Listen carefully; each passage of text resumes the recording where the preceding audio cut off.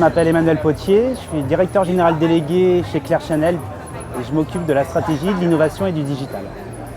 On est au Cannes Lions tous les ans, déjà on est sponsor une nouvelle fois à travers le groupe pour plusieurs raisons. La première, c'est que la créativité, le monde de la création et le monde des régies publicitaires, on ne peut pas le dissocier. Sans idée créative, on n'est pas grand-chose. Et au-delà de ça, c'est un moment assez convivial où on aime à la fois retrouver les pays avec qui on travaille habituellement et qui viennent ici au Cannes Lions, nos collègues et puis aussi nos clients qui sont là dans un cadre assez sympathique, j'aurais tendance à dire, pour échanger et faire part des derniers projets. Aujourd'hui, je pense qu'on est arrivé dans une ère où ce qu'on va chercher à travers les marques, c'est surtout de l'émergence. L'affichage a une chance fabuleuse, c'est qu'il croise les regards de tout le monde au quotidien. Et quand vous le rendez digital, vous pouvez jouer sur l'interaction, vous jouez sur l'interactivité, les idées créatives sont là. Ce qu'on cherche de plus en plus à travers nos campagnes publicitaires, c'est de créer le buzz sur Internet.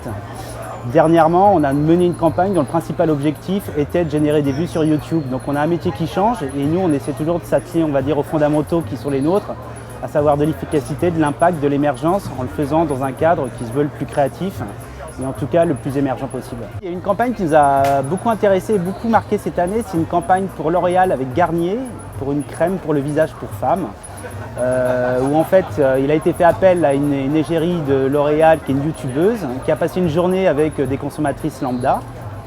Et on a organisé un happening aux 4 temps sur un dispositif qui s'appelle Digital Dream. Et cet happening, en fait, il était assez simple, c'est qu'elles ont passé la journée, elles se sont fait prendre en photo justement avec l'effet de la crème pour voir ce que ça faisait de ne pas mettre de maquillage et de mettre cette crème. Et lorsqu'elles sont arrivées aux 4 temps, elles pensaient juste passer quelques heures de shopping et en fait, elles ont vu leur visage qui avait été photographié en grand sur Digital Dream. Et ça a été filmé donc par une caméra et c'est la vidéo justement de la captation de leur présence et de leur découverte de visage sur Digital Dream qui a donné l'occasion de faire une vidéo qui se voulait virale, c'était l'objectif de la campagne. Et si mes souvenirs sont bons, au bout de 2-3 jours, on était à plus de 3 millions de vues sur YouTube.